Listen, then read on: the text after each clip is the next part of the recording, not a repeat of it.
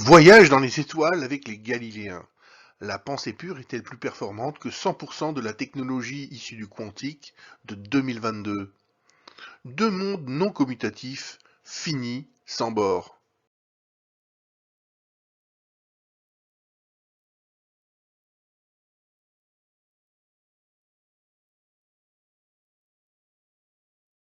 Pour comprendre le réel et le vrai du monde d'aujourd'hui, je vous propose de refaire ensemble l'expérience de 1981 sur laquelle tous les changements opérés depuis reposent et ont été justifiés, en sachant qu'elle est l'aboutissement de 2500 ans de questionnements philosophiques totalement inaccessibles au café du commerce du peuple et des élites.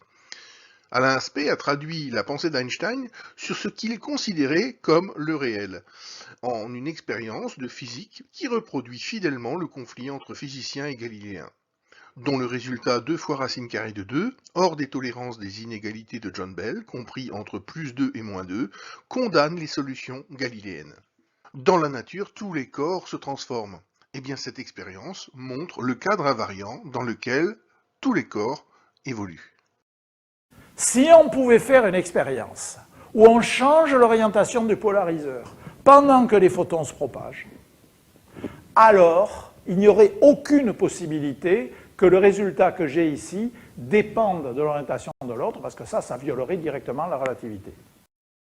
Vouloir réenchanter le monde en 2022 consiste d'une part à démontrer que le système est incomplet, et donc il faut savoir violer la relativité. C'est-à-dire amener un élément de réalité nouveau à la Einstein, qui dans son petit volume d'espace-temps, possède tous les résultats des expériences qu'il pourrait avoir à subir. De plus, votre théorie doit amener avec elle un pouvoir explicatif sur tous les conflits que le quantique pose aujourd'hui.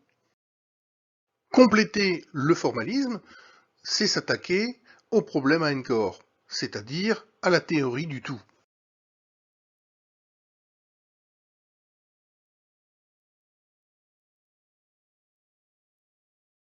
Si j'ai des interactions, c'est embêtant. Le problème à n corps, qui lui est vraiment impossible, qu'on ne sait pas traiter. Alain Aspect utilise des photons intriqués et l'approche algébrique, des héroïdéens.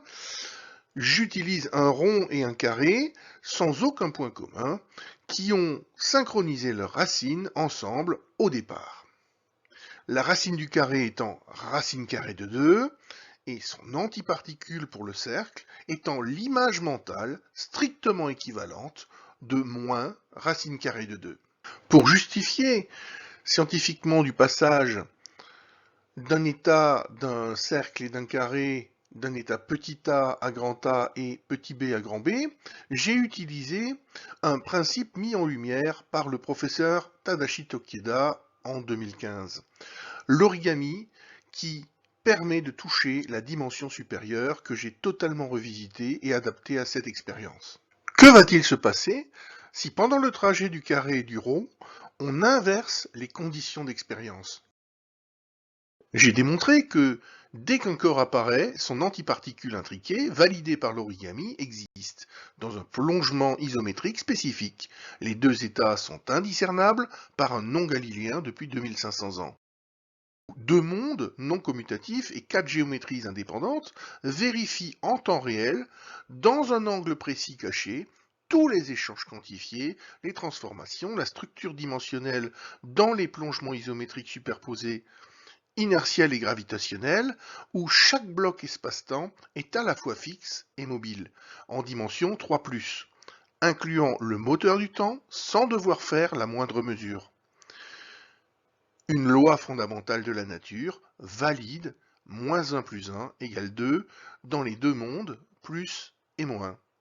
Cela veut dire additionner les racines, particules et antiparticules à 2, 82, 84, avec la double précision infinie de pi et racine carrée de 2. Voyons à présent ce que cela implique quand on ignore une loi fondamentale de la nature et que l'on décide après 1981 de construire un monde sur ce modèle incomplet, automatiquement décohérent pour la nature et le vivant.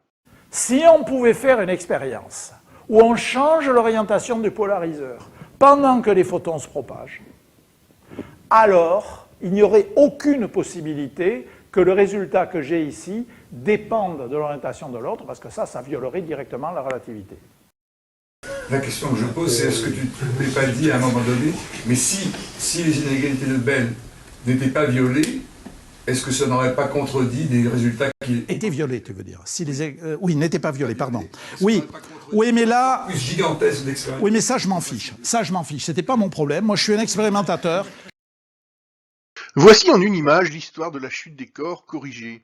La science moderne et ses lumières sont à nouveau verrouillées dans un cadre invariant, expurgées des crétins physiciens et mathématiciens qui ont toujours cru avoir compris les invariants et posséder en propre les propriétés des Galiléens et même pouvoir s'en passer.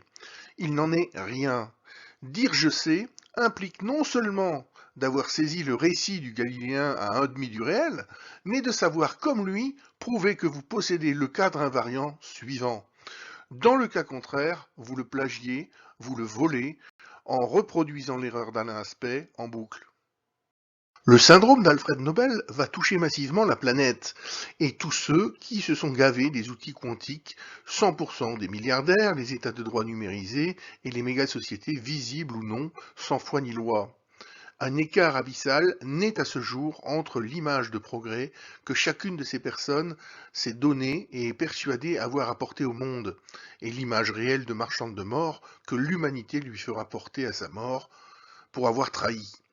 Chacun a le choix d'ignorer les lois fondamentales que j'ai verrouillées et de continuer sa route comme avant, en devenant un paria, un monstre historique, déclenchant une violence exponentielle, ou de consacrer 100% de son temps de vie restant et de sa fortune à tenter de corriger son erreur en apportant librement par des actes tout son savoir-faire et savoir-être au Galiléen qui est le seul à avoir su démontrer de quoi il parle. Sans cadre invariant, 100% des autres qui prétendent savoir mentent. Ils sont capables de revisiter une image du passé, de la déconstruire à 100% et de reconstruire un monde nouveau avec une nouvelle équivalence quantifiée. Ouais. C'est les seuls à faire ça. Ouais.